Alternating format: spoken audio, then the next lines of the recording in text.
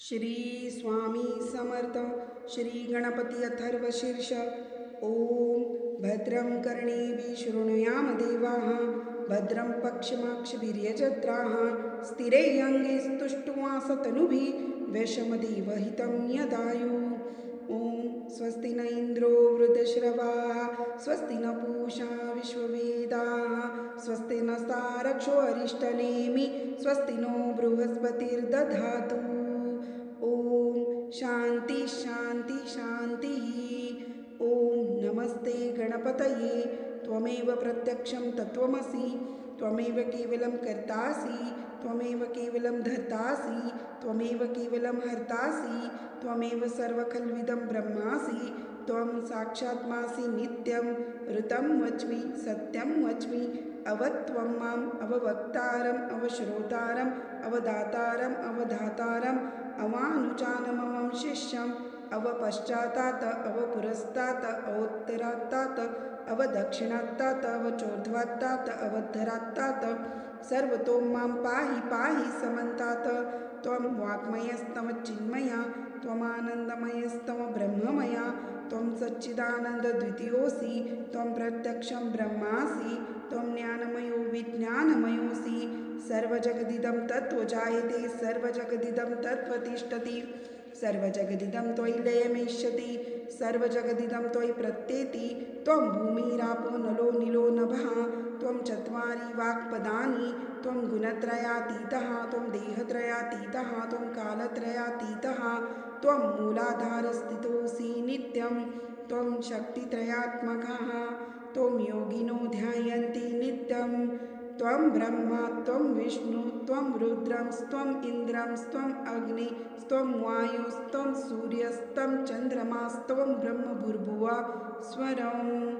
गणादिपूर्वमुच्चार्यं वर्णादि तदनन्तरम् अनुस्वाराः परतरा अर्धेन्दुलसितं.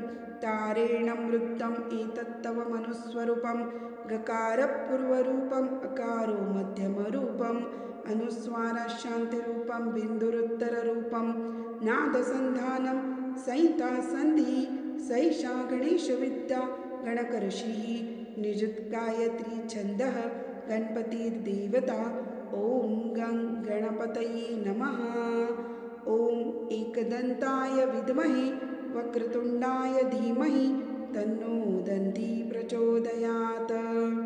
एकदन्तं चतुर्हस्तं पाशमङ्कुशधारिणं, रदं च वरदं हस्तैर्बिर्भारणं मूषकध्वजं, रक्तं लम्बोदरं शूर्पकर्णकं रक्तवाससं, रक्तगन्धानुलिप्ताङ्गं रक्तपुष्पैः सुपूजितं, भक्तानुकम्पिनं देवं जगत्कारणमच्युतम्, आविर्भूतं च सृष्ट्यार्धो प्रकृते पुरुषात् परम्, एवं ध्यायति यो नित्यं स योगी योगिनान्वरः. नमो व्रातपतये, नमो गणपतये, नमो प्रथमपतये, नमस्ते अस्तु लंबोदराय एकदन्ताय विघ्ननाशिने शिवसुताय श्रीवरदमूर्तये नमो नमः. फलश्रुति. एततर्वशीर्षयोधिते स ब्रह्मभूयाय कल्पते, स सर्वतः सुखमं मेधते, स सर्वविघ्नैर्न बाध्यते, स पञ्चमहापापात् प्रमुच्यते. सायं धियानो दिवसकृतं पापं नाशयति, प्रातर्धियानो रात्रिं कृतं पापं नाशयति, सायं प्रातः प्रयुज्यानो अपापो भवति, सर्वत्राधियानो पविघ्नो भवति, धर्मार्थकाममोक्षं च विन्दति. इतमथर्वशीर्षाय न शिष्याय न देयं, यो योधि मोहाद्दास्यति स पापीया न भवति. सहस्रावर्तनातं यं यं कामं दिदे, तं तं तमनेन साधयेत्. अनेन गणपतिं विसृजन्ति स वाग्मी भवति, चतुर्थ्यां मनश्रण जपति स विद्यावान् भवति. इततवर्णं वाक्यं ब्रह्माद्यावर्णं विधात न बिभेति कदाचनेति. यो दुर्वाङ्कुरे यजति स वैश्रवणोपमो भवति, यो लाजर्यजति स यशोवान् भवति, स मेधान्वान् भवति, यो मोदकसहस्रेण यजति स वाञ्छितं फलं प्राप्नोति. य साच्यसमिर्धिर्यजति स सर्वलभते स सर्वलभते. अष्टो ब्राह्मणान् समग्राहीत्वा सूर्यवर्चस्वी भवति। सूर्यग्रहे महानद्या प्रतिमासनिध्यो वा जप्त्वा सिद्धमन्त्रो भवति। महाविघ्नात् प्रमुच्यते, महादोषात् प्रमुच्यते, महापापात् प्रमुच्यते, स सर्वविदवति, स सर्वविदवति य एवं वेद इदुपनिषद। ॐ भद्रं कर्णेभिः शृणुयाम देवाः, भद्रं पक्षमाक्षभिर्यजत्राः, स्थिरे अंगे स्तुष्टुवासतनुभिः विषमदेवहितं यदायुः।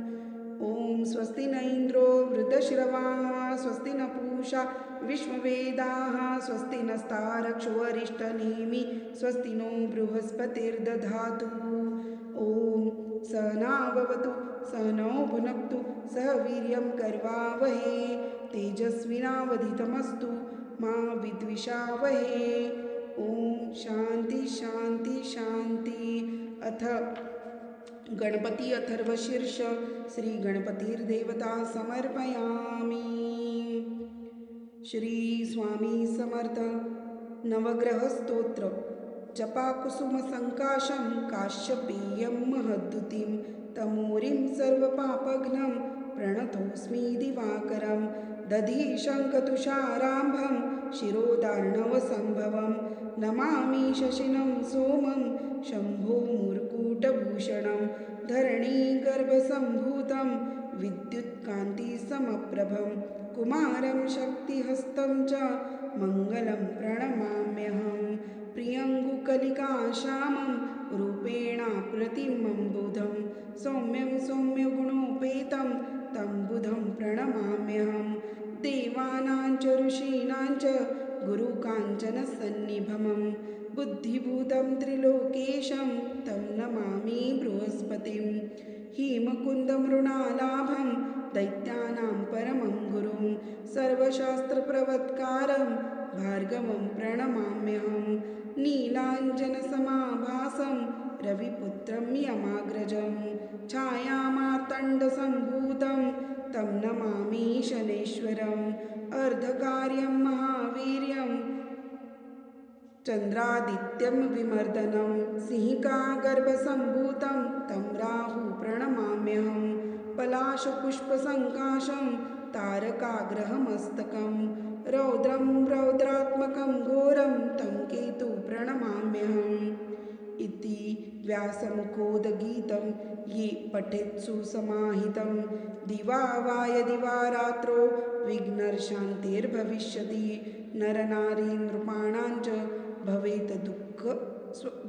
भवेत् दुःखस्वप्ननाशनम्, ऐश्वर्यमतुलं तेषाम् आरोग्यं पुष्टिवर्धनं, ग्रहनक्षत्रजापीडास्तरकराग्निसमुद्रो वा ता सर्वा प्रशमं यान्ति, व्यासो पृतो न संशया। इति श्री व्यासविरचितं नवग्रहस्तोत्रं संपूर्णम्। आपण ऐकत आहात 12 ज्योतिर्लिंग स्तोत्रम।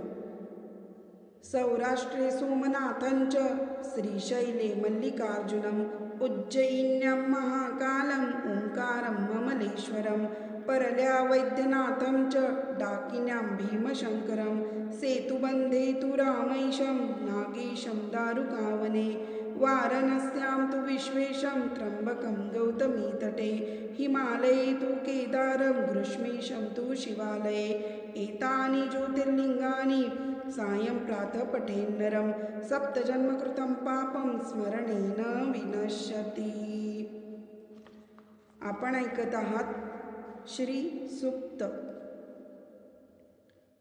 हरि ओं हिरण्यवर्णां हरिणीं सुवर्णरजतस्रजां, चन्द्रां हिरण्मयीं लक्ष्मीं जातवेदो मावह, तामावह जातवेदो लक्ष्मीमनपगामिनीं, यस्यां हिरण्यं विन्देहं गामश्वं पुरुषानहम्, अश्वपूर्वां रथमत्यां हस्तिनादप्रबोधिनीं, श्रियं देवीमुपवये शर्मा देवी जुषतां, कासोस्मिता हिरण्यप्राकारां माद्रां ज्वलन्तीं तृप्तां तर्पयतीं, पद्मे स्थितां पद्मवर्णां तामिहोपवये श्रियं, चन्द्राप्रभासां यशसा ज्वलन्ती श्रियं लोके देवजुष्टामुदारां, तां पद्मिनीमीं शरणं प्रपद्ये अलक्ष्मीर्मे नश्यतां त्वं वृणे आदित्यवर्णे तपसोऽधिजातो वनस्पतिस्तव वृक्षोत बिल्वः तस्य फलानि तपसा नृदन्तु मायान्तरायाश्च बाह्या लक्ष्मीः उपैतु मा देव सखकीर्तिश्च मणिना सह प्रादुर्भूतोऽस्मि राष्ट्रेऽस्मिन्नं कीर्तिमृद्धिं ददातु मे शुक्तिपासामलां ज्येष्ठा अलक्ष्मीनाशमाम्यहम् अभूतिं समृद्धिं च सर्वाणि ऋणोद मे गृहात् गन्धद्वारा दुरादर्शा नित्यपुष्टां करिषणीम् ईश्वरी सर्वभूतानां तामिहोपवये श्रियं मनसः काममाकुन्तीं वाचं सत्यमशीमहि पशूनां रूपमन्यस्य मयि श्रीश्रयतां यशः कर्दमेन व्रजा भूता मयि सम्भव कर्दमं श्रियं वासये मे कूले मातरं पद्ममालिनीम् आपस्त्रजन्तु स्निग्धानि चिक्लीतव समे गृहे नीचदेवी मातरं श्रियं वासये मे कुले आद्राम्याकर्णीं यष्टिं सुवर्णामेव मालिनीं सूर्यां हिरण्मयीं लक्ष्मीं जातवेदो मावह आद्रां पुष्किरणीं पुष्टिं पिङ्गला पद्ममालिनीं चन्द्रां हिरण्मयीं लक्ष्मीं जातवेदो मावह तामावह जातवेदो लक्ष्मीमनपगामिनीं यस्यां हिरण्यं प्रभुतं गावो दासोश्वानं विन्देयं पुरुषानहं यशुचिप्रयुतो भूत्वा जुह्यादाज्यमन्वहं सुक्तं पञ्चदर्श श्रीकाम सततं जपेत। अथ फलश्रुति पद्मानने पद्मौरो पद्माक्षी पद्मसंभवे तन्मे भजसि पद्माक्षी येन सौख्यमलभाम्यहम् अश्वदायै गोदायै धनदायै महाधने धनमे लभतां देवी सर्वकामांक्ष देहि मे पद्मानने पद्मविपद्मपत्रे पद्मप्रिये पद्मदलायताक्षी विश्वप्रिये विष्णुमनोनुकूले त्वत्पादपद्ममयि सन्निधस्व पुत्रं पौत्रं धनं धान्यमस्तश्वादागवे रथं प्रजानां भवसि माताम् आयुष्मन्तं करोतु मे धनम् अग्निर्धनं वायुर्धनं सूर्यो धनं वसु धनम् इन्द्रो बृहस्पतिरं वरुणं धनमस्तु मे वैनतेय सोमं पिम्बं सोमं पिबतु रुद्रः सोमं धनस्य सोमिनो मह्यं ददातु सोमिनः न क्रोधो न च मात्सर्यं न लोभो न शुभामति भवन्ति कृतपुण्यानां भक्तानां श्रीसूक्तं जपेत सरसिजनिलये सरोजहस्ते धवलतराङ्कशुकगन्धमाल्यशोभे भगवति हरिवल्लभे मनोज्ञे त्रिभुवनभूतिकरे प्रसिद्धमह्यं विष्णुपत्नीं क्षमां देवी माधवी माधवं प्रियां लक्ष्मीं प्रियसखीं देवी नमाम्यं च्युतवल्लभां महालक्ष्मी च विद्महे विष्णुपत्नी च धीमहि तन्नो लक्ष्मी प्रचोदयात् श्रीवर्चस्वमायुष्वमारोग्यमा विधात शोभमानं मह्यते धान्यं धनं पशुं बहुपुत्रलाभं शतसंवत्सरं दीर्घमायुः इति श्रीसूक्तं लक्ष्मीनारायण समर्पयामि। श्री वेंकटेशस्तोत्रम् वेंकटेशो वासुदेवो प्रद्युम्नो मितविक्रमः संकर्षणो निरिद्वश्व शेषाद्रिपतिरेव च जनार्दन पद्मनाभो वेंकटाचलवासिनः सृष्टिकर्ता जगन्नाथो माधो भक्तवत्सलः गोविंदो गोपति कृष्ण केशवो गरुडध्वज वराहो वामनैश्व नारायण अधोक्षज श्रीधर पुंडरीकाक्ष सर्वदेव स्तुतो हरि श्री नृसिंहो महासिंह सूत्राकार पुरातना रमानाथो महाभर्ता मधुर पुरुषोत्तमा चोलपुत्र प्रियशांतो ब्रह्मादीना वरप्रदाः श्रीनिधि सर्वभूतानां भयकृतभयनाशनं श्रीरामो रामभद्रश्च भवबन्धैकमोचक भूतावासो गिरावास श्रीनिवास श्रीपति अच्युतानंद गोविंदो विष्णुवेंकटनायकं सर्वदैवैकशरणं सर्वदैवैकदैवतं समस्तदेवकवचं सर्वदेवशिखामणि इति तं कीर्तितं यस्य विष्णोरमिततेजसः त्रिकालीय पठे नित्यं पापं तस्य न विद्यते राजद्वारे पठेत घोरे संग्रामे रिपुसङ्कटे भूतसर्पपिशाचादि भयं नास्ति कदाचन अपुत्रो लभते पुत्रां निर्धनो धनवान् भवेत् रोगार्तो मुच्यते रोगात् बद्धो मुच्येत बन्धनात् यदित्तिष्ठतं लोके तत्प्राप्नुतं संशया ऐश्वर्यं राजसन्मानं भुक्तिमुक्तिफलप्रदं विष्णुलोकैर्कसोपानं सर्वदुःखैकनाशनं सर्वैश्वर्यं प्रदं नॄणां सर्वमङ्गलकारकं मायावी परमानन्दं तत्त्वा वैकुण्ठमुत्तममं स्वामी पुष्करिणी तीरे रमया सह मोदते कल्याणदभूतगात्राय कामितार्थप्रदायिने श्रीमद्वेङ्कटनाथाय श्रीनिवासाय ते नमः। अथ श्री वेंकटेशस्तोत्रम श्रीकृष्णार्पणमस्तु। शुभं भवतु। सगळ्या माझ्या यूट्यूब परिवाराला विनंती आहे, अतिशय शुद्धता सात्विकता ठेवून ही स्तोत्र म्हटली जात आहेत.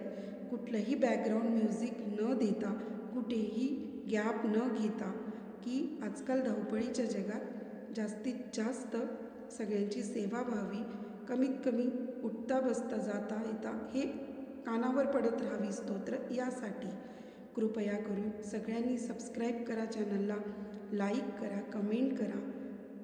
खूप खूप सगळ्यांचे धन्यवाद. श्री स्वामी समर्थ. शुभम भवतु.